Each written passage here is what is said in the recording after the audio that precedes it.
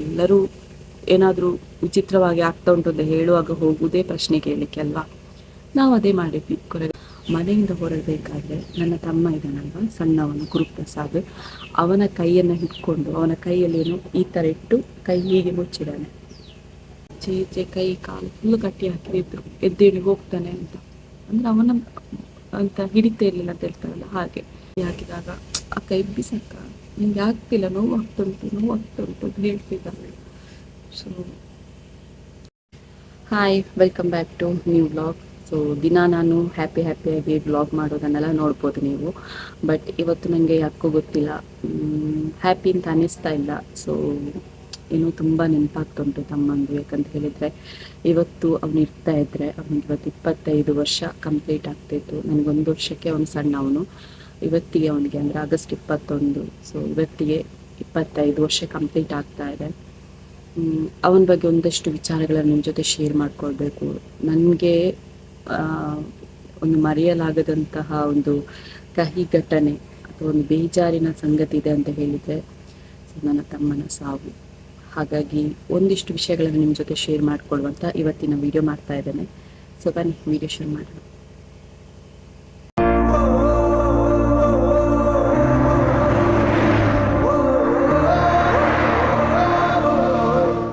ನಾನು ತುಂಬ ಸಲ ವೀಡಿಯೋಸ್ಗಳಲ್ಲಿ ಹೇಳಿದ್ದೇನೆ ತಮ್ಮನ ಸಾವಿಗೆ ಕಾರಣ ಏನು. ಒಂದು ವೇಳೆ ನೀವು ನೋಡಿಲ್ಲ ಅಂತ ಹೇಳಿದರೆ ನಾನು ಡಿಸ್ಕ್ರಿಪ್ಷನಲ್ಲಿ ಹಾಕ್ತೇನೆ. ತಮ್ಮನ ಸಾವಿಗೆ ಕಾರಣ ಏನು, ಜೊತೆಗೆ ಯಾರೆಲ್ಲ ಏನೆಲ್ಲ ಹೇಳಿದರು ಎಲ್ಲದನ್ನು ಕೂಡ ನಾನು ಆಲ್ಮೋಸ್ಟ್ ಶೇರ್ ಮಾಡ್ಕೊಂಡಿದ್ದೇನೆ. ಬಟ್ ಒಂದಿಷ್ಟು ಅವನ ಜೊತೆ ಕಳೆದಂಥ ಕ್ಷಣಗಳನ್ನು ನಿಮ್ಮ ಜೊತೆ ಶೇರ್ ಮಾಡ್ಕೊಳ್ತೇನೆ. ನಾನು ಮತ್ತು ಅವನು ಹೇಗಿದ್ವಿ ಅಂತ ಹೇಳಿದರೆ ತುಂಬ ಸಲ ಹೇಳಿದ್ದೇನೆ, ಬಟ್ ನೋಡಿದವರು ತುಂಬ ಜನ ಇರ್ತೀರಲ್ವ, ಹಾಗಾಗಿ ಹೇಳ್ತಿದ್ದೇನೆ. ನಾನು ಮತ್ತು ಅವನು ಹೇಗಿದ್ವಿ ಅಂತ ಹೇಳಿದ್ರೆ ಒಂದು ಫ್ರೆಂಡ್ಸ್ ಥರ. ಅವನನ್ನು ನಾನು ಬಿಟ್ಟು ಕೊಡ್ತಾ ಇರಲಿಲ್ಲ, ಅಷ್ಟು ಕ್ಲೋಸ್ ನಾನು ಮತ್ತು ಅವನು ಅಂತ ಹೇಳಿದರೆ, ನನ್ನ ತಮ್ಮ ಮತ್ತು ನಾನು. ಒಂದಿನ ನಾನು ನಿಮಗೆ ತೋರಿಸ್ತೇನೆ ಆ ಪ್ಲೇಸ್, ಈ ವಿಡಿಯೋದಲ್ಲಿ ತೋರಿಸ್ತೇನೆ. ಏನಂತ ಹೇಳಿದ್ರೆ ಒಂದು ಪೇರಳೆ ಮರ ಇದೆ ನಮ್ಮ ಮನೆ ಹಿಂದೆ. ಅಲ್ಲಿ ನಾನು ಮತ್ತು ಅವನು ಆಟ ಆಡೋದಲ್ಲೇ ಜಾಸ್ತಿ. ನನಗೂ ಅವನಿಗೂ ಆಟ ಆಡೋ ಪ್ಲೇಸ್ ಅಂತ ಇದ್ದರೆ ಅದಲ್ಲೇ ಮನೆ ಹಿಂದೆ. ಸೊ ಅಲ್ಲಿ ಆಟ ಆಡ್ತಿರ್ಬೇಕಾದ್ರೆ ನನಗೆ ಪೇರಳೆ ಬೇಕು ಅಂತ ಹೇಳಿದ್ದಕ್ಕೆ ಅವನು ಮರ ಹತ್ತಿದ. ಅವನಿಗೆ ಮರ ಹತ್ತಲಿಕ್ಕೆ ಗೊತ್ತಿಲ್ಲ, ಸಣ್ಣವನು. ನಾನು 1ನೇ ಕ್ಲಾಸ್, ಅವನ ಅಂಗನವಾಡಿ, ಅಷ್ಟೇ ಕ್ಯಾಪ್ ಇತ್ತು. ಸೊ ಮರ ಹತ್ತಿದ ತಕ್ಷಣ ಅವನು ಕಾಲು ಜಾರಿ ನೇತಾಡಿದ. ಗೆಲ್ಲು ಉಂಟಲ್ವ, ಕೊಂಬೆಲಿ ನೇತಾಡೋ ಟೈಮಲ್ಲಿ ಅವನಿಗೆ ಅದು ಜಾಸ್ತಿ ಬ್ಯಾಲೆನ್ಸ್ ಮಾಡಲಿಕ್ಕೆ ಆಗಲಿಲ್ಲ, ಬಿದ್ದುಬಿಟ್ಟ. ಬೀಳುವಾಗ ಎಂತ ಗೊತ್ತುಂಟಾ, ಈ ಕೈಯ ಇದು ಉಂಟಲ್ಲ ರೆಟ್ಟೆ, ರೆಟ್ಟೆ ಇಲ್ಲಿ ಅಂಡರ್ ಆರ್ಮ್ಸ್ ಅಂತ ಹೇಳ್ತಾರೆ ನೋಡಿ, ಅದೇ ಪ್ಲೇಸಲ್ಲಿ ಅವನಿಗೆ ಒಂದು ಕುತ್ತಿ ಅಂದರೆ ಈ ಕೊಂಬೆ ಉಂಟಲ್ಲ ಅದರ ಒಂದು ಚೂಪಾದ ಭಾಗ ಅವನಿಗೆ ತಾಗಿ ಕಣ್ಣು ಓಪನ್ ಆದಾಗಿತ್ತು. ಸೊ ಅದನ್ನು ನೋಡಿ ನಾನು ಅಳ್ತಾ ಇದ್ದೇನೆ ಹೊರತು ಅವನು ಅಳ್ತಾ ಇಲ್ಲ. ಎಷ್ಟು ಹತ್ತಿದೇನಂತ ಹೇಳಿದರೆ ನನಗೆ ನೋವಾದಾಗಿತ್ತು. ಅಂದರೆ ಅವನು ಅಷ್ಟು ಗರ್ವ, ಅವನಿಗೆ ಯಾವುದನ್ನು ಕೂಡ, ಯಾವ ನೋವು ಕೂಡ ಅವನಿಗೆ ಕ್ಯಾರಲ್ಲ, ಆ ಥರ ಇದ್ದ. ನಾನು ಅಳುದನ್ನು ನೋಡಿ ಅವ್ನು ನಗ್ತಾ ಇದ್ದ. ನೀನೆಂತಕ್ಕೆ ಇದು ಅಳ್ತಾ ಇದ್ದಿ, ನನಗೆಲ್ಲ ನೋವಾದದ್ದು, ನಾನೇ ಅಳ್ತಾ ಇಲ್ಲ. ಕಣ್ಣು ಓಪನ್ ಆಗಿದೆ, ಬ್ಲಡ್ ಬರ್ತುಂಟು ಅದರಲ್ಲಿ. ಸೊ ಅಷ್ಟು ಗರ್ವ ಇತ್ತು. ಆನಂತರ ಅಮ್ಮ ಎಲ್ಲ ಹಾಸ್ಪಿಟಲ್, ಆಗ ಅಪ್ಪ ಎಲ್ಲ ಇದ್ದರು, ಅಮ್ಮ ಎಲ್ಲ ಹಾಸ್ಪಿಟಲ್ಗೆ ಕರ್ಕೊಂಡು ಹೋಗಿ 7-8 ಏನೋ ಸ್ಟಿಚ್ ಆಗಿದೆ ಅದಕ್ಕೆ. ಅಷ್ಟಿದ್ರೂ ಕೂಡ ಅವನಿಗೆ ಕ್ಯಾರ್ ಇಲ್ಲ. ಸೊ ಆ ಥರ ಇದ್ದವ. ಅದೇ ಜನವರಿ 16, 2022 ಅವನಿಗೆ ಈ ಥರ ಎಲ್ಲ ಆಯ್ತಲ್ಲ, ತಲೆನೋವು. ಅವನ ತಲೆನೋವನ್ನೆಲ್ಲ ಕ್ಯಾರ್ ಮಾಡೋನಲ್ಲ. ಹೇಗಿತ್ತು ಅಂತ ಹೇಳಿದ್ರೆ ನಿಮಗೆ ಆಗ್ತಾನೆ ಇಲ್ಲ. ಒಂದು ಫ್ಯಾನ್ ಹಾಕಲಿಕ್ಕೆ ಆಗಿರ್ಬೋದು, ಒಂದು ಸೌಂಡ್ ಆಗಬಾರ್ದು ಮನೆಯಲ್ಲಿ, ಮೊಬೈಲ್ ರಿಂಗ್ ಸಮೇತ ಆಫ್ ಮಾಡಬೇಕು ಅಂತ, ಅಷ್ಟು ತಲೆನೋವು ಆಗ್ತಿತ್ತು ಅವನಿಗೆ. ಬುಧವಾರದ ದಿನ ಎಲ್ಲ ನೋವುಗಳನ್ನು ತಿಂತ ಇದ್ದವನು. ಅವತ್ತು ಅವನಿಗೆ ನೋವು ತಿನ್ನಲಿಕ್ಕಾಗಲಿಲ್ಲ. ಏನಾಯಿತು ಅಂತ ಗೊತ್ತಿಲ್ಲ. ಅದೇ ನಾನು ಲಾಸ್ಟ್ ಒಂದು ವಿಡಿಯೋದಲ್ಲಿ ಹೇಳಿದ್ದೆ ಅಲ್ವಾ, ಏನೆಲ್ಲ ಸೂಚನೆ ಎಲ್ಲ ಕೊಟ್ಟಿತ್ತು. ಲಾಸ್ಟ್ ಸಂಡೇ ಅದು ದೈವದ ಇದು ಉಂಟಲ್ವ, ಪಾಪೆ ಅಂದರೆ ಮೂರ್ತಿ ಎಲ್ಲ ಬಿದ್ದಿತ್ತು. ಮತ್ತೆ ಸಂಡೇ ಅದೇ ಟೈಮಿಗೆ ಅವನು ತೀರಿ ಹೋಗಿದ್ದಾನೆ. ಒಂದೊಂದು ಸೂಚನೆ ಇತ್ತು ಮನೇಲಿ. ನಾಯಿಗಳು, ಕೋಳಿಗಳು ಮತ್ತು ಬೆಕ್ಕು ಕೂಡ ಸತ್ತಿತ್ತು. ನಾಯಿ ಹೇಗೆ ಸತ್ತಿತ್ತು ಅಂತ ಹೇಳಿದರೆ ಗೊತ್ತೇ ಇಲ್ಲ, ಕೊಂದು ಹಾಕಿದಾಗಿತ್ತು ನಾಯಿಯನ್ನು. ಇದೇ ಒಂದು ಎದುರು ನಮ್ಮ ಕಣಿ ಇತ್ತು. ಸೊ ಅಲ್ಲಿ ಸ್ಮೆಲ್ ಬರುವಾಗಲೇ ಗೊತ್ತು ನಮ್ಮ ನಾಯಿ ಸತ್ತು. ನಾವು ಕಾಣೆ ಆಗಿದೆ ಅಂತೆಲ್ಲ ಅಂದ್ಕೊಂಡಿದ್ವಿ. ಅದರಲ್ಲಿ ಹುಳ ಎಲ್ಲ ಆಗಿತ್ತು. ಸಡನ್ ಸಾಯಲಿಕ್ಕೆ ಕಾರಣ ಎಂತಂತ ಗೊತ್ತಿಲ್ಲ. ನಾಯಿ ಕೂಡ ಅಂದರೆ ಅಷ್ಟು ಚೆನ್ನಾಗಿತ್ತು, ಏಜ್ ಕೂಡ ಆಗಲಿಲ್ಲ. ಹೀಗೆ ಸತ್ತಿರ್ಬೋದು. ಅದು ಕೂಡ ಕಣಿಯಲ್ಲಿ ಯಾರೋ ತಂದು ಬಿಸಾಡಿದಾಗಿತ್ತು. ಅಲ್ಲಿ ಹೋದವರ ಒಂದು ಮಾರ್ಕ್ ಕೂಡ ಇತ್ತು. ಆ ಹುಲ್ಲೆಲ್ಲ ಉಂಟಲ್ವ, ಅಲ್ಲಿ ಮಾರ್ಕ್ ಕೂಡ ಇತ್ತು. ಇದು ಯಾರೋ ಬೇಕು ಅಂತಲೇ ಈ ಥರ ಎಲ್ಲ ಮಾಡಿರ್ಬೋದು ಅಂದ್ಕೊಂಡ್ವಿ ನಾವು. ಮತ್ತು ಇವರಿಗೆ ಜೋರು ತಲೆನೋವು ಸ್ಟಾರ್ಟ್ ಆಯ್ತಲ್ವ, ಫ್ಯಾನ್ ಹಾಕ್ಬಾರ್ದು, ನಮಗೆ ಫ್ಯಾನ್ ಇಲ್ಲದೆ ನಿದ್ದೆ ಬರೋದು. ನಾನು ಹೇಳೋದು ನೀನು ಆಚೆ ಹೋಗಿ ಮಾಡೋದು ಅಂತ. ಆ ಟೈಮಲ್ಲಿ ಎಂತ ಗೊತ್ತುಂಟಾ, ಒಂದು ಕನಿಕರ್ ಅನ್ನುವಂಥದ್ದು ನಮಗೆ ಬರ್ತಾ ಇರಲಿಲ್ಲ. ಅಂದರೆ ಈ ಥರ ಅವನಿಗೆ ಆಗ್ತಾ ಉಂಟು ಹಾಗೆ ಅಂದರೆ ಮಾಮೂಲಿ ತಲೆನೋವಂತೂ ಜಾಸ್ತಿ ಕ್ಯಾರ್ ಮಾಡುವಂಥದ್ದಲ್ಲ. ಅವನ ಪಾಪ ಹೋಗಿ ಆಚೆ ಹೋಗಿ ಮಲಗಿದ. ಸೊ ನನಗೆ ಅದು ಈಗಲೂ ನೆನಪಲ್ಲಿ ಬರ್ತಾ ಉಂಟು, ನಾನು ಯಾಕೆ ಆ ಥರ ಮಾಡಿದೆ ಅಂತ. ಹೇಳ್ತಾರಲ್ಲ, ಸಾವು ಸಮೀಪ ಬರ್ತಾ ಇದ್ದಾಗೆ ಕೆಲವೊಂದು ನಮಗೆ ನೆನಪಿರಬೇಕು, ಆ ಥರ ಎಲ್ಲ ನಾವು ಮಾಡಿರ್ತೇವೆ ಅಂತ. ಸೊ ಅದೇ ಥರ ಆಗಿತ್ತು. ಜೋರು ತಲೆನೋವಾಯಿತು, ವಾಮಿಟ್ ಸ್ಟಾರ್ಟ್ ಆಯಿತು, ಮತ್ತು ಒಂದೊಂದು ಆದರೆ ಮತ್ತೆ ಸರಿ ಆಗ್ತಿಲ್ಲ. ಮತ್ತು ಗುರುವಾರ ಅಂತೂ ಜೋರು ವಾಮಿಟಿಂಗ್ ಅದು ಇದು ಅಂತೆಲ್ಲ ಆಯಿತು. ಮತ್ತು ನಾವು ಎಲ್ಲರೂ ಏನಾದರೂ ವಿಚಿತ್ರವಾಗಿ ಆಗ್ತಾ ಉಂಟು ಅಂತ ಹೇಳುವಾಗ ಹೋಗುವುದೇ ಪ್ರಶ್ನೆ ಕೇಳಲಿಕ್ಕೆ ಅಲ್ವಾ. ನಾವು ಅದೇ ಮಾಡಿದ್ವಿ, ಕೊರಗಜ್ಜನ ಸನ್ನಿಧಾನಕ್ಕೆ ಹೋದ್ವಿ, ಮತ್ತೊಂದು ಸನ್ನಿಧಾನ ಅದು ಇದು ಅಂತ ಹೋದ್ವಿ. ಎಲ್ಲೂ ನಮಗೆ ಈ ಥರ ಸಾವು ಉಂಟು ಅಂತ ಎಲ್ಲೂ ನಮಗೂ ಗೊತ್ತಾಗಲಿಲ್ಲ. ಬೇಡ, ಅವನಿಗೆ ಈ ಥರ ಆಗಿದೆ ಅಂತ ಯಾರೋ ಏನೋ ಮಾಡಿದ್ದಾರೆ ಅಂತ ಕೂಡ ನಮಗೆ ಎಲ್ಲಿ ಕೂಡ ಕಾಣಿಸ್ಲಿಲ್ಲ. ನಾವು ಲಾಸ್ಟಿಗೆ ದೇವರನ್ನು ನಂಬಿ ಹಾಸ್ಪಿಟಲ್ಗೆ ಅಡ್ಮಿಟ್ ಮಾಡಿದ್ವಿ, ಮಂಗಳೂರಿಗೆ ಕರ್ಕೊಂಡು ಹೋದ್ವಿ. ಆಗುಂಟಲ್ಲ ಅವನು ಅಮ್ಮನ ಗಟ್ಟಿ ಹಿಡ್ಕೊಂಡು, ಅಮ್ಮ ನಾನು ಹೋಗುದಿಲ್ಲ ಅಂತ. ಅಂದರೆ ಅವನು ಆಗ ಮಗುವಿನ ಥರ ಆಗಿದ್ದ, ಅಂದರೆ ತೊದಲು ಮಾತಾಡೋದು ಫುಲ್ ಎಲ್ಲ ಕಂಪ್ಲೀಟಾಗಿ ಅವನಿಗೆ ನಾಲೆಜ್ ಎಲ್ಲ ಹೋಗಿದೆ. ತೊದಲು ಮಾತಾಡ್ತಾ ಅಮ್ಮನ ಗಟ್ಟಿ ಇಟ್ಕೊಂಡಿದ್ದ. ಅಮ್ಮ ನಾನು ಬರೋದಿಲ್ಲ ಅಂತ ಕಾರಿಂದ ಇಳಿವಾಗ. ಅಂದರೆ ಪಕ್ಕದ ನನ್ನ ಸಚಿನ್ ಇದ್ದಾನಲ್ಲ, ಸೊ ಅವರ ಅಣ್ಣ ಕಿಟ್ಟಣ್ಣ ಅಂತ, ಸೊ ಅವ್ರು ಕರ್ಕೊಂಡದ್ದು ಹಾಸ್ಪಿಟಲ್ಗೆ. ನಾನು ಇಳಿಯುವುದಿಲ್ಲ ಅಂತ ಹೇಳ್ತಾ ಇದ್ದ. ಆನಂತರ ಹೇಗಾದರೂ ಮಾಡಿ ಕರ್ಕೊಂಡು ಹೋದ್ವಿ. ಮತ್ತೊಂದೇನು ಗೊತ್ತಾ, ಇಲ್ಲಿಂದ ಮನೆಯಿಂದ ಹೊರಡಬೇಕಾದ್ರೆ, ಅದೇ ನಾನು ಹೇಳಿದಲ್ಲ ಕಿಟ್ಟಣ್ಣನ ಕಾರಲ್ಲಿ ಹೋದದ್ದು ಅಂತ, ಮನೆಯಿಂದ ಹೊರಡಬೇಕಾದ್ರೆ ನನ್ನ ತಮ್ಮ ಇದ್ದಾನಲ್ವ ಸಣ್ಣವನು ಗುರುಪ್ರಸಾದ್, ಅವನ ಕೈಯನ್ನು ಹಿಡ್ಕೊಂಡು ಅವನ ಕೈಯಲ್ಲೇನು ಈ ಥರ ಇಟ್ಟು ಕೈ ಹೀಗೆ ಮುಚ್ಚಿದ್ದಾನೆ. ಅಂದರೆ ನನಗೆ ಗೊತ್ತಿರುವಾಗ ಅಮ್ಮ ಹೇಳುವ ಹಾಗೆ ನಿಮಗೆ ಜವಾಬ್ದಾರಿ ಮನೆಯದ್ದು ಅಂತ ಹೇಳಿ ಹೀಗೆ ಕೈ ಕೊಟ್ಟು ಹೀಗೆ ಮಾಡಿದ್ದಾನಂತೆ. ಸೊ ಅದೆಲ್ಲ ಈಗ ನೆನಪಾಗ್ತುಂಟು. ಮತ್ತು ಅದೇ ಹಾಸ್ಪಿಟಲ್ಗೆ ಕರ್ಕೊಂಡು ಹೋದ್ರು, ಎಮರ್ಜೆನ್ಸಿದಕ್ಕೆ ಹಾಕಿದ್ರು. ನನ್ನ ತಮ್ಮನೊಬ್ಬ ಫ್ರೆಂಡ್ ಇದ್ದ, ಅವನ ಒಂದು ಶರ್ಟಲ್ಲಿ ಚಿತ್ರ ಎಲ್ಲ ಇತ್ತು, ಅದನ್ನು ಹೀಗೆ ಆಟ ಆಡ್ತಾ ಇದ್ದ. ಹೀಗಾಗಬೇಡ ಹೇಳಿ ಮಕ್ಕಳ ಥರ ಸೇಮ್ ಮಕ್ಕಳ ಥರ ಮಾಡ್ತಾ ಇದ್ದ. ಮತ್ತು ಅದೇ ಇಂಜೆಕ್ಷನ್ ಕೊಡಲಿಕ್ಕೆ ಬಂದರು. ಇಂಜೆಕ್ಷನ್ ಮತ್ತು ಗುಳುಗಿಸಿದೆಲ್ಲ ಸಿಕ್ಕಿಸ್ತಾರಲ್ವ, ಸೊ ಅದೆಲ್ಲ ಸಿಕ್ಕಿಸ್ಲಿಕ್ಕೆ ಬರುವಾಗ ಸೂಜಿ ಎಲ್ಲ ಹಾಕುವಾಗ ಅವನು ಅಂಥದಕ್ಕೆ ನಾನು ಆಗಲೇ ಹೇಳಿದಲ್ಲ, ಅವನು ಕ್ಯಾರ್ ಮಾಡೋದಿಲ್ಲ, ಅಷ್ಟು ಗರ್ವದವನು. ಅವತ್ತು ಕೂಗ್ತಿದ್ದಾನೆ, ನನಗೆ ಬೇಡ ಅಕ್ಕರನ್ನ ಕರ್ಕೊಂಡು ಹೋಗು, ನಂಗೆ ಬೇಡ ಅಕ್ಕ ಅಂತ ಹೇಳುವಾಗ ಒಮ್ಮೆ ಎಬ್ಬಿಸಕ್ಕ ಅಂತ ಫುಲ್ಲು ಕಟ್ಟಿ ಹಾಕಿದ್ರು. ಅಂದರೆ ಕೇಳ್ತಾ ಇರಲಿಲ್ಲ ಅವನು, ಫುಲ್ಲು ಆಚೆ ಈಚೆ ಕೈ ಕಾಲು ಫುಲ್ಲು ಕಟ್ಟಿ ಹಾಕಿದ್ರು, ಎದ್ದೇಳಿ ಹೋಗ್ತಾನೆ ಅಂತ. ಅಂದರೆ ಅವನ ಅಂತ ಹಿಡಿತಾ ಇರಲಿಲ್ಲ ಅಂತ ಹೇಳ್ತಾರಲ್ಲ ಹಾಗೆ. ಸೊ ಆಚೆ ಈಚೆ ಕಟ್ಟಿ ಹಾಕಿದಾಗ ಅಕ್ಕ ಎಬ್ಬಿಸಕ್ಕ, ನಿಂಗೆ ಆಗ್ತಿಲ್ಲ, ನೋವು ಆಗ್ತುಂಟು ಅಂತ ಹೇಳ್ತಿದ್ದ. ಸೊ ಹೀಗಾಗಬೇಡ ಆ ಟೈಮಲ್ಲಿ. ಒಂದು ಅಮ್ಮನನ್ನು ಒಳಗೆ ಹೋಗ್ಲಿಕ್ಕೆ ನಾನು ಬಿಡಲಿಲ್ಲ, ಯಾಕಂತ ಹೇಳಿದ್ರೆ ಅವನು ಆ ಥರ ಮಾಡ್ತಿದ್ದ. ನನ್ನ ಹತ್ರ ಎಬ್ಬಿಸು ಅಂತ ಕೊರೋನಾ ಟೆಸ್ಟ್ ಎಲ್ಲ ಮಾಡಿದ್ರು. ಸೊ ಅದಕ್ಕೆ ಅಷ್ಟು ಇಷ್ಟು ಅಂತ ಅಮೌಂಟ್ ಹಾಕ್ಲಿಕ್ಕಿತ್ತು ಎಲ್ಲ. ನನಗೆ ಎಂತ ಪಬ್ಲಿಕ್ಗೆ ಹೆಲ್ಪ್ ಆದ್ದು ಜಾಸ್ತಿ, ಫ್ಯಾಮಿಲಿಗಿಂತ ಜಾಸ್ತಿ ಪಬ್ಲಿಕ್ಗೆ ಹೆಲ್ಪ್ ಆದ್ದು. ಮತ್ತು ಅದು ನಾನು ಹೇಳಿಕ್ಕೆ ಹೋಗೋದಿಲ್ಲ ಅವರಿವರು ಅಂತ. ತುಂಬ ಜನ ಹೆಲ್ಪ್ ಆಗಿದ್ದಾರೆ, ಒಬ್ಬರು ಹೇಳಿದರೆ ಒಬ್ಬರಿಗೆ ಇದಾಗ್ಬೋದು. ಸೊ ಆದರೆ ನಾನು ಹೇಳಿಕ್ಕೆ ಹೋಗೋದಿಲ್ಲ, ತುಂಬ ಜನ ಹೆಲ್ಪ್ ಆಗಿದ್ದಾರೆ. ಕಾಲೇಜಿಂದ ಹಿಡಿದು ಪ್ರತಿಯೊಬ್ಬರು. ಆ ಟೈಮಲ್ಲಿ ಕೂಡ ಕೆಲವರು ಹೇಳಲಿಕ್ಕೆ ಸ್ಟಾರ್ಟ್ ಮಾಡಿದರು, ಅವನಿಗೆ ಎಂಥದ್ದು ದೋಷ ಇರಬೇಕು, ಹಾಗಾಗಿ ಅವನಿಗೆ ಆ ಥರ ಎಲ್ಲ ಆಗ್ತಾ ಉಂಟು. ಕೆಲವರು ಹೇಳೋದು ಅವರಿಗೆ ಯಾರೇನೋ ಮಾಡಿದ್ದಾರೆ ಅಂತ. ಯಾರೇನೋ ಮಾಡಿದ್ದಾರೆ ಅಂತ ನಾವು ಸಹ ಅಂದ್ಕೊಂಡಿದ್ದೇವೆ, ಆದರೆ ಎಂಥದ್ದು ದೋಷ ಉಂಟು, ಹಾಗಾಗಿ ಅವನಿಗೆ ಹಾಗೆ ಆಯಿತು, ಅವನಿಗೆ ಆ ದೇವರದಿರ್ಬೋದು ಈ ದೇವರದಿರ್ಬೋದು ಇಂತೆಲ್ಲ ಹೇಳ್ತಾ ಹೋಗಿ ಗೊತ್ತುಂಟ. ಫ್ಯಾಮಿಲಿಯವರು ಮೇಯ್ನ್ ಆಗಿ, ಮತ್ತು ಊರಿನವ್ರು ಕೆಲವರು ಹೇಳ್ತಾರೆ, ಅದೆಲ್ಲ ನಾವು ಕೇರ್ ಮಾಡೋದಿಲ್ಲ ಊರಿನವರ ಮಾತೆಲ್ಲ. ಆನಂತರ ತುಂಬ ಜನ ಇದೆ ಅಮೌಂಟ್ ಎಲ್ಲ ಕಳಿಸಿದ್ರು. ನಾನು ಈಗ ಹೇಳ್ತಿದ್ದೇನೆ, ಎಷ್ಟು ಒಂದು ಆಲ್ಮೋಸ್ಟ್ 4 ಲಕ್ಷದವರೆಗೆ ನನಗೆ ಹಣ ಬಂದಿದೆ. ಟೋಟಲ್ ಎಲ್ಲ ಸೇರಿಸಿ 4 ಲಕ್ಷದವರೆಗೆ ಹಣ ಬಂದಿದೆ, ಎಲ್ಲ ಹೆಲ್ಪ್ ಮಾಡಿದ್ದಾರೆ. ಮತ್ತು ಲಾಸ್ಟ್ ಮೂಮೆಂಟಲ್ಲಿ ಎಂತ ಆಯಿತು ಗೊತ್ತುಂಟಾ, ಇದು ಶನಿವಾರ ಆಯಿತು. ಅವತ್ತು ಡಾಕ್ಟರ್ಸ್ ಎಲ್ಲ ನನ್ನ ಕರೆದ್ರು, ಅದಾಗಬೇಕು ಇದಾಗಬೇಕೆಲ್ಲ ಹೇಳಿದರು. ಒಂದು 16 ಡಾಕ್ಟರ್ಸ್ ಹತ್ರ ಮಾತಾಡಿದ್ದಾರೆ. ರಾತ್ರಿ ಇಡೀ ನಿದ್ದೆ ಎಲ್ಲ ಕರ್ತಾಯಿದ್ರು. ಹೋಗಿ ಅವ್ರ ಹತ್ರ ಮಾತಾಡ್ತಿದ್ದೆ, ಎಂತ ಇದ್ರು ಮಾಡಿ ಅವನಿಗೆ ಹುಷಾರಾದರೆ ಸಾಕು ಅಂತ. ಹೋಗುವಾಗಲೇ ಹೇಳಿದರು ಧೈರ್ಯದಲ್ಲ ಅಂತ. ಸೊ ಎಂತಾದ್ರೂ ಪರವಾಗಿಲ್ಲ, ಹುಷಾರು ಮಾಡಿ ಅಷ್ಟೇ ಸಾಕು ಅಂತ ನಾನು ಹೇಳ್ತಿದ್ದೆ.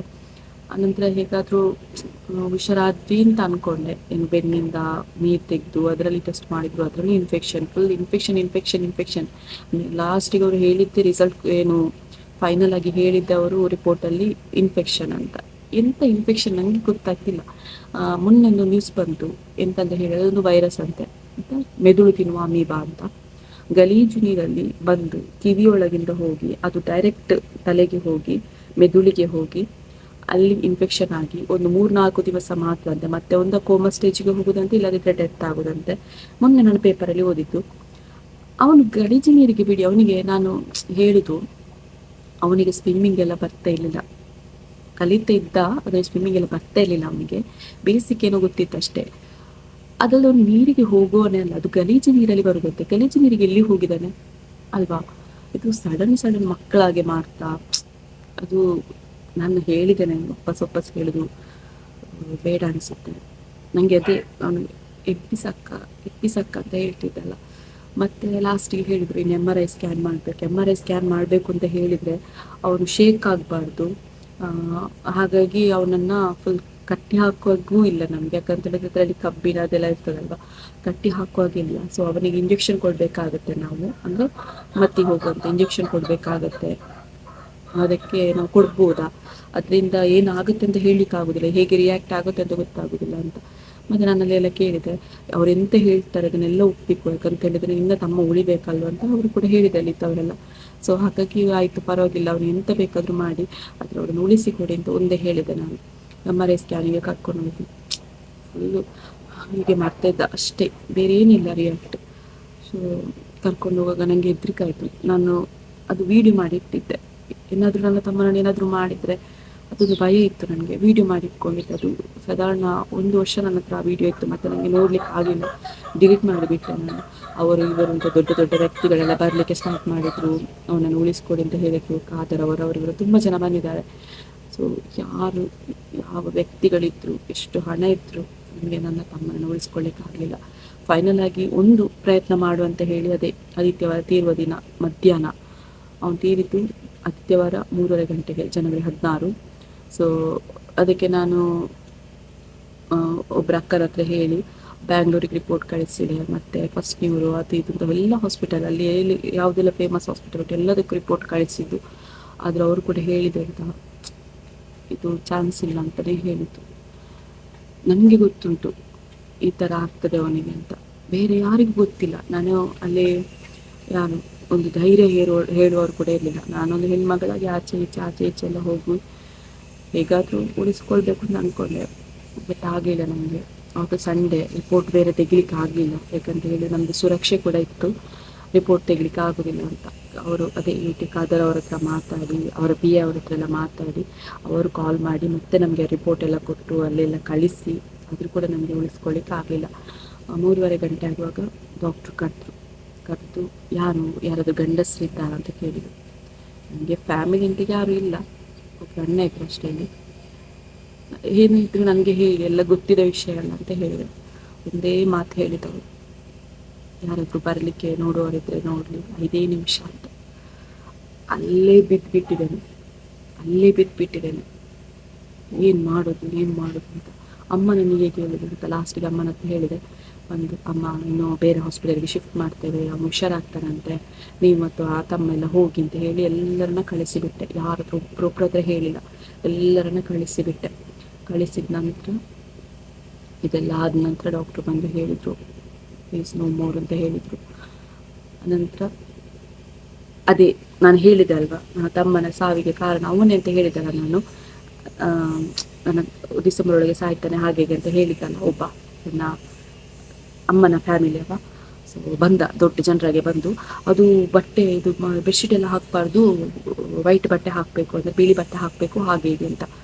ನಾನು ಅಲ್ಲೇ ಹೇಳಿದೆ, ಇವನು ಮಾತ್ರ ಇದ್ರೆ ನಾನು ಜೋರು ಬೊಬ್ಬೆ ಹಾಕಿ ಇಲ್ಲಿ ಸೀನ್ ಕ್ರಿಯೇಟ್ ಮಾಡಬೇಕಾಗ್ತದೆ. ಅವನನ್ನು ಫಸ್ಟಿಗೆ ಅವನನ್ನು ಕಳಿಸಿ, ಅವನು ಮುಟ್ಲೇಬಾರ್ದು, ಅವನಿಗೆ ಹಕ್ಕಿಲ್ಲ ಮುಟ್ಟೋದು, ಅವನಿಗೆ ಯಾವನೇ ಆಗಿರಲಿ, ಎಷ್ಟೇ ಹತ್ತು ಸಂಬಂಧಿ ಆಗಿರಲಿ, ಅವನು ಮುಟ್ಟು ಹಕ್ಕೇ ಇಲ್ಲ ಅಂತ ಹೇಳಿದೆ.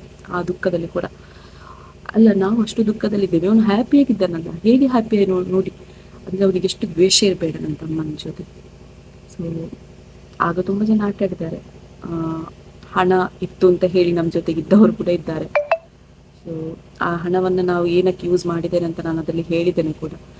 ಚಿನ್ನ ಎಲ್ಲ ಇಟ್ಟು ನಾವು ಹಾಸ್ಪಿಟಲ್ಗೆ ಕರ್ಕೊಂಡು ಹೋಗಿದ್ವಿ. ಸೊ ಅದ ಚಿನ್ನ ಅವನ ಹೆಸರಲ್ಲಿ ಅದನ್ನು ಚಿನ್ನ ಎಲ್ಲ ಬಿಡಿಸಿದ್ವಿ. ಮತ್ತು ನಾವು ಮದುವೆಗೆ ಅದರಲ್ಲಿ ₹1 ಮದುವೆಗೆ ಅದನ್ನು ತೆಗಿಲಿಲ್ಲ. ನಾವು ಜನವರಿ 16ಕ್ಕೆ ತಮ್ಮ ತೀರ್ಕೊಂಡಿದ್ದಾನೆ. ಮತ್ತು ಅವರಿವರಿಂದ ಕೊಟ್ಟ 4 ಲಕ್ಷ ತನಕ ಇತ್ತು. ಅದೆಲ್ಲ ಸಾಲ ಅದು ಇದು ಎಲ್ಲ ಕೊಟ್ಟಿದ್ದೇವೆ ಹೊರತು ಅವನ ಇದರಲ್ಲಿ. ಮತ್ತು ಲಾಸ್ಟಿಗೆ ಒಂದು ಆಶ್ರಮಕ್ಕೆ ಕೂಡ ಕೊಟ್ಟಿದ್ದೇವೆ. ಸೊ ಅದೇ ಮಾಡಿದ್ದೇವೆ ಹೊರತು ಬೇರೆ ನಾವು ಪರ್ಸ್ನಲ್ ಯೂಸ್ಗೆ ಯಾವುದಕ್ಕೂ ಯೂಸ್ ಮಾಡಲಿಲ್ಲ ಅದನ್ನು. ಮದುವೆ ಮಾಡಿದ್ದೆಲ್ಲ ನನ್ನ ಸಣ್ಣ ತಮ್ಮ ಮೇಯಲ್ಲಿ ಮದುವೆಗೆ ಅಂದರೆ 1 ವರ್ಷದೊಳಗೆ ಮದುವೆ ಆಗಬೇಕು, ಮೇಯಲ್ಲೇ ನನಗೆ ಡೇಟ್ ಇರೋದು ಅಂತ ಹೇಳಿದರು. ಹಾಗಾಗಿ ಮೇ ತಿಂಗಳಲ್ಲೇ ಮದುವೆ ಆದ್ವಿ. ಆ ಟೈಮಲ್ಲಿ ಕೂಡ ತುಂಬ ಜನ ಹೇಳಿದರು ನಾವು ಹೆಲ್ಪ್ ಆಗ್ತೇವೆ ಅಂತ. ಬಟ್ ಹೆಲ್ಪ್ ಆಗಿದೆ ನನ್ನ ಚಿಕ್ಕಮ್ಮ. ಅವರ ಧರ್ಮಸ್ಥಳ ಸಂಘದಲ್ಲಿ ಸಾಲ ತೆಗೆದೆಲ್ಲ ಇದು ಮಾಡಿದ್ದು. ತುಂಬ ಹತ್ತಿರದವರು ಯಾರು ಕೂಡ ಹೆಲ್ಪ್ ಆಗಲಿಲ್ಲ. ಎಲ್ಲ ನನ್ನ ತಮ್ಮವೇ ನೋಡ್ಕೊಂಡಿದ್ದು, ಮದುವೆದು ಖರ್ಚು ಅದು ಇದು ಅಂತೆಲ್ಲ. ಈಗಲೂ ಕಟ್ತಿದ್ದಾನೆ. ಸೊ ಇಷ್ಟು ನಿಮಗೆ ಹೇಳಬೇಕು ಅಂತ ಇತ್ತು ನನಗೆ. ಯಾಕಂತ ಹೇಳಿದರೆ ದಿನ ಹ್ಯಾಪಿಗಿರ್ತೇನೆ, ಇವಳ ಮನಸ್ಸಲ್ಲಿ ಏನೂ ಇರಲಿಕ್ಕಿಲ್ಲ, ಬೇಜಾರು ಇರಲಿಕ್ಕಿಲ್ಲ ಹಾಗೆ ಅಂತ ಅಂದ್ಕೊಂಡಿರ್ಬೋದು. ಬಟ್ ಇವತ್ತು ನನ್ನ ತಮ್ಮ ಇರ್ತಿದ್ರು, ಅವನಿಗೆ 25 ವರ್ಷ. ಸೊ ನಾನು ಅಂದ್ಕೊಂಡಿದ್ದೇನೆ ಹೇಗೆ ಅಂತ ಹೇಳಿದರೆ, ಅದೇ ಗರ್ವ, ಅದೇ ಹಠ, ಅದೇ ಒಂದು ವ್ಯಕ್ತಿತ್ವ ನನ್ನ ಮಗಳಲ್ಲಿ ಕಾಣ್ತಾ ಇದ್ದೇನೆ. ಸೊ ಅವನೇ ಮಗಳಾಗಿ ಹುಟ್ಟಿ ಬಂದಿರ್ಬೋದು ಅಂತ ಅಂದ್ಕೊಳ್ತೇನೆ. ಯಾಕಂತ ಹೇಳ್ತಾರಲ್ಲ ಕೆಲವರು, ಈ ಜನ್ಮದಲ್ಲಿ ಹುಡುಗ ಆದರೆ ನೆಕ್ಸ್ಟ್ ಜನ್ಮದಲ್ಲಿ ಹುಡುಗಿ ಆಗಿರ್ತಾರೆ ಅಂತ. ನಾನೆಲ್ಲೋ ಓದಿದ ನೆನಪು ನನಗೆ. ಸೊ ಹಾಗಾಗಿ ಅವನೇ ಮಗಳಾಗಿ ಹುಟ್ಟಿ ಬಂದಿದ್ದಾಳೆ ಅನ್ನೋದು ಒಂದು ಸಣ್ಣ ಸ್ಯಾಟಿಸ್ಫ್ಯಾಕ್ಷನ್. ಹಾಗಾಗಿ ಅದೇ ಒಂದು ತೃಪ್ತಿಯಲ್ಲಿದ್ದಾರೆ. ನನ್ನ ತಮ್ಮ ಅಮ್ಮ ಕೂಡ ಮರೆತಿದ್ದಾರೆ ಅವಳ ಮುಖ ನೋಡಿ. ನನ್ನ ತಮ್ಮ ಗುರುಪ್ರಸಾದ್ ಅವನು ಕೂಡ ಮರೆತಿದ್ದಾನೆ. ಮತ್ತೆ ಸ್ವಲ್ಪ ಖುಷಿಯಲ್ಲಿದ್ದೇವೆ ಅಂತ ಹೇಳುವಾಗ ಅದನ್ನು ಇಂಥ ಹುಕ್ಕಿ ತೆಗಿಲಿಕ್ಕೆ ಕೆಲವರು ಇರ್ತಾರೆ ಅಂತ ಹೇಳ್ತಾರಲ್ಲ, ಆ ಥರ ಬರ್ತಿದ್ದಾರೆ. ಅದನ್ನೆಲ್ಲ ನಾವು ಯಾವತ್ತೂ ಮನಸ್ಸಿಗೆ ತೆಗೊಳ್ಳೋದಿಲ್ಲ. ನಾವು ಈಗ ಚೆನ್ನಾಗಿದ್ದೇವೆ, ಖುಷಿಯಲ್ಲಿದ್ದೇವೆ, ಈಗ ಪರವಾಗಿಲ್ಲ, ನಮ್ಮ ಲೈಫ್ ಚೆನ್ನಾಗಿದೆ, ನಮ್ಮ ಮಟ್ಟಿಗೆ ನಾವು ಖುಷಿಯಲ್ಲಿದ್ದೇವೆ. ಅವರಿವರ ಹಂಗಿಲ್ಲದೆ ಯಾರ್ದಿಲ್ಲದೆ ನಾವು ಖುಷಿಯಲ್ಲಿದ್ದೇವೆ. ಸೊ ಇವತ್ತು ನನ್ನ ತಮ್ಮನ ಒಂದು ಹುಟ್ಟಿದ ದಿನ ಆಗಿರೋದ್ರಿಂದ ನಾನು ಇವತ್ತು ವಿಡಿಯೋ ಮಾಡಿ ಹಾಕ್ತಿದ್ದೇನೆ ಅಷ್ಟೇ. ಸೊ ಅಷ್ಟೇ, ಎಲ್ಲೇ ಇದ್ದರೂ ನನ್ನ ತಮ್ಮನಿಗೆ ಹುಟ್ಟುಹಬ್ಬದ ಶುಭಾಶಯ ಅಷ್ಟೇ ಹೇಳಬೇಕಷ್ಟೇ. ಮತ್ತು ತಮ್ಮನ ರೂಪದಲ್ಲಿ ತುಂಬ ಜನನ ಕಾಣ್ತಿದ್ದೇನೆ, ಸಾಕು ಅಷ್ಟೇ. ಲೈಫ್ ಚೆನ್ನಾಗಿದ್ರೆ ಸಾಕಲ್ವ ಅಷ್ಟೇ. ಇವತ್ತಿನ ವಿಡಿಯೋ ಇಷ್ಟೇ. ಬಾಯ್ ಬಾಯ್.